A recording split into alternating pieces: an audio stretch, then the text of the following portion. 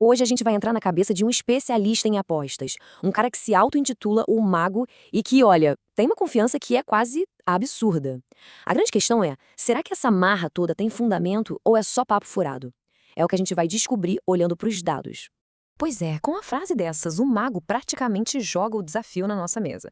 Então o que a gente vai fazer é exatamente isso. Vamos pegar cada palpite dele e colocar numa lupa para ver se os números realmente sustentam essa confiança toda.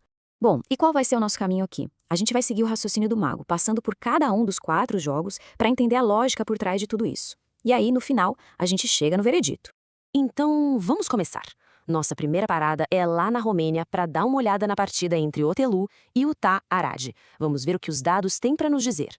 Olha só esse número. O primeiro ponto do mago é puramente estatístico, 80%. Isso quer dizer que de cada 10 jogos desses times, 8 tem mais de um gol. É um dado muito, muito forte para começar a conversa, né? E não para por aí, sabe? Não é só uma estatística fria. Tem todo um histórico nos confrontos diretos. Parece que quando esses dois times se encontram em campo, o jogo simplesmente abre. A rivalidade esquenta as coisas e os gols costumam sair. Então, a previsão se baseia em duas coisas. Primeiro, a chance altíssima de gols, que a gente já viu. E segundo, olha os escanteios. Uma média alta de escanteios geralmente significa o quê? Que os times estão atacando o tempo todo, pressionando, forçando a defesa adversária a se virar. Confiança é o que não falta, né? Ele tá basicamente dizendo que não tem jeito de ser um jogo de poucos gols. É uma aposta na ofensividade. Agora vamos ver se esse mesmo tipo de lógica se aplica em outro canto do mundo. Beleza, saindo da Romênia, a gente viaja agora lá pro Catar.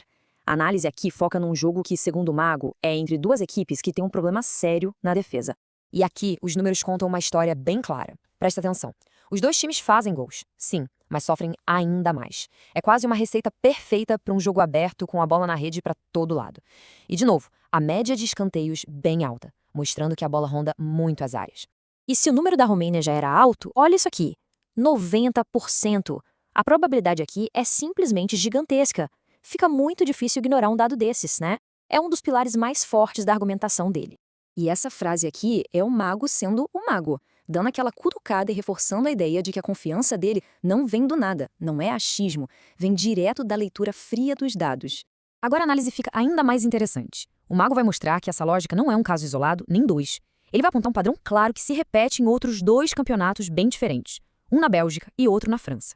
Começando pela Bélgica. A gente vê a mesma história, é quase um copia e cola do que vimos antes. Um time que ataca muito contra outro que tem uma defesa que costuma vazar. E o resultado? 95% de chance de mais de um gol e, claro, os escanteios lá em cima de novo.